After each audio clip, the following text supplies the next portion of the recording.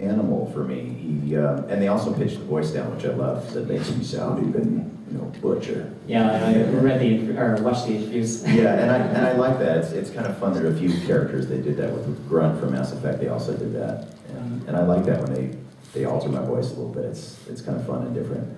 And he was a really interesting character to play. He had a lot of depth, and in video games you don't always get that. So it was a very gratifying character to work on. I liked it. And just one small one. I have two Ritlock stands for you to sign. Okay. I think you're doing signing tomorrow, is it? I'm doing signing today and tomorrow. Today and tomorrow? Yeah, 1 o'clock today and tomorrow, I'm not sure. Right, I'll be back, so... Oh, actually, no, not here, I wrote it down. 4 o'clock tomorrow. I was also wondering... it's gone now. I'll just hand the mic to someone else on a shout when I pop back into my house. That's good, I'll be here. You said you enjoyed Creature Rules. Yes. What did it feel like doing the likes of Digimon, which is a very dedicated character rather than simply growling and grunting? Which one was this? Digimon. Oh, Digimon. I love doing Digimon. Digimon to me wasn't really a creature. He was a person in a dinosaur body.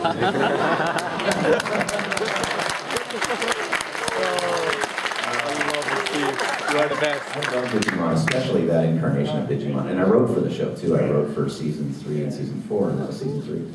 I had a very close attachment to a lot of the characters in that show. Guilmon is one of my very favorite characters because it was one of the very few things that I did at that time that my kids could actually watch. And that's really true. My kids, when they were younger, they couldn't see anything. They couldn't watch anything that I was working on. It was all really violent, really gnarly. And that was just a sweet, warm show that they could identify with. So. Well, apparently season 3 was one worst season, apparently, in terms of violence.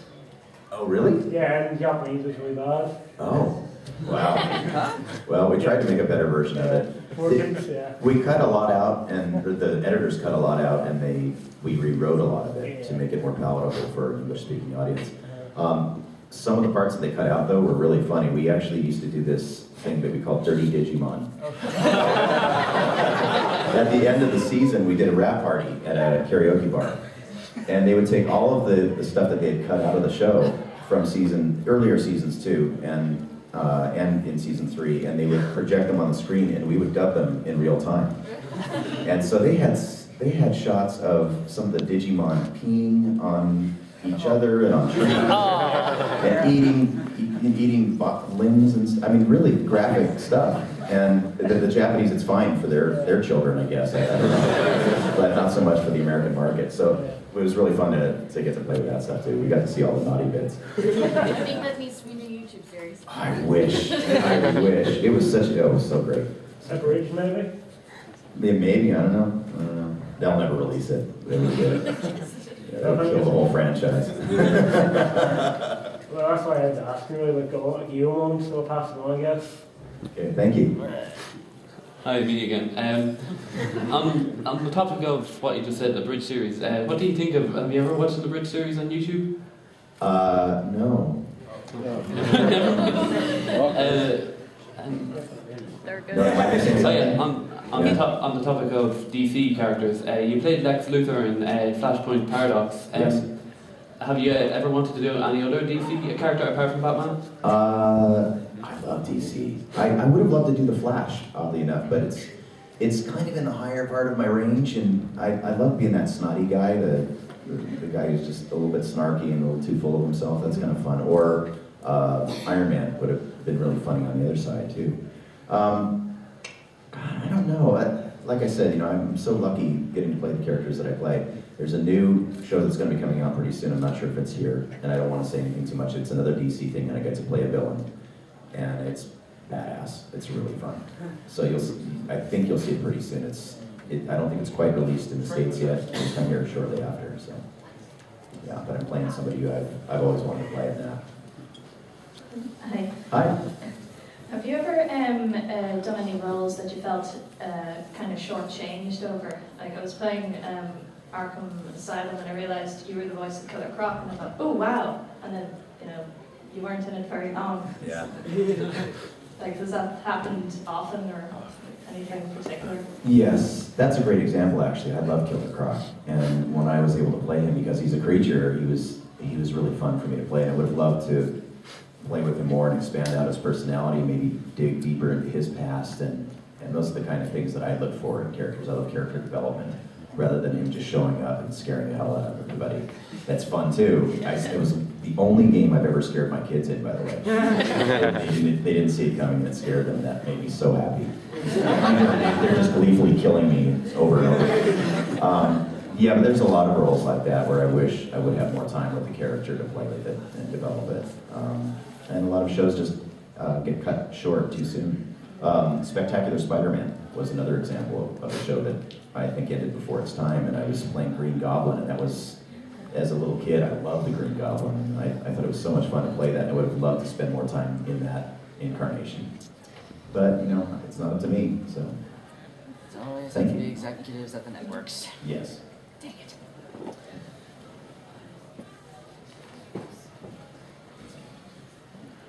Hi, I'm a huge fan of Mass Effect, and I absolutely love your role as Grunt in Mass Effect. Thanks, Shepard. You were saying about how you like doing creatures, and you like doing sort of dark characters. Like, Grunt's a very, animalistic, he's a very distinctive sort of character, but one thing I love in Mass Effect is even those sort of characters get some very comedic moments, especially in the Citadel DLC. Yes. What's it like taking roles like Grunt and then doing some of the more comedic parts like that? Grunt was one of my favorite characters of all time anyway, because he is this animalistic, very fierce fighting machine, but he also is very childlike. I think even from the very beginning when he was talking about his time being birthed from a tube and not really having any sense of the world and no past and nothing to really relate to, nobody else he could really relate to. I love the complexity of him from the very beginning, and then I love that he was such a crazy fighter too. But to actually come back and do the DLC as Drunk Grunt was one of the greatest joys. It was so much fun. The way they did that was so beautifully crafted too. The animation was great. Those guys are so smart and so funny. I love doing that with any character. With Leron from Gurren Lagann, I did an alternate line for every character. For every line that we did, I did an alternate line that was much dirtier. I could have done a complete second show with that. It was the same thing with Grunt. We did a whole bunch of stuff like that. And anytime I get to depart from what's written on the page, it's always a good time for me. And probably a really bad time for the producer. Thanks. I was just speaking of Drunk Grunt, my sister wanted to ask this. Why is Grunt upset that Hannah can't wear sweaters? Do I really need a reason? There is no reason, and that's the reason. Don't mind me. That's a good entrance, though. Welcome. One of my favorite characters you've played is Grunt from Mass Effect. Oh, thanks. But I've also liked Algren from Dragon Age. Oh, also very good drunk. Yeah. Could you insult my friend here as Algren?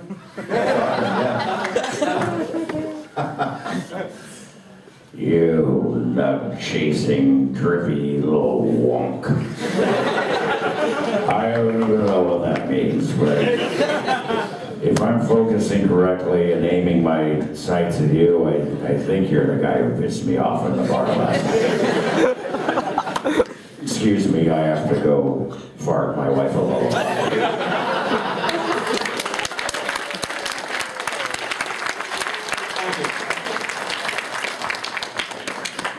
Sorry, I was just wondering in relation to like Drunk Grunt and Algren, since you play here as villains, just playing something so like rude and crass as Algren's, what's that kind of like? What's it like to be that rude and crass? Just like home. I have a pretty rude, crass sense of humor, so when I get to do it professionally, it's like bonus. I'm getting paid for this, really? Really? This is stuff I do for free, man. That's awesome. Yes. Oh, cutting now or? Oh, last question? No, I just wanted to say that you're speaking of Grunt as well. One of my favourite lines by him is, I'm obviously going to misquote it, but he's just like, he realizes he hates Turians. Like, I hate Turians, isn't that great? He's so happy about it. Well, sometimes hate is a good thing. We learn from hate that we throw up and pass out. Thank you so much for coming. We have another fan here. Follow me. I'm standing here. Please feel free to stay here. And Courtney's coming up with me? Yeah. Courtney Draper is here. Is she here? Yeah. We have her for a minute. Okay, she's coming in a second, so stay where you are, tell a friend that it's happening, and the great Courtney Draper's coming. Oh, 5 or 10 minutes, okay. So, Are you yeah, staying here? do what you need to do and come on back. Yeah, Thank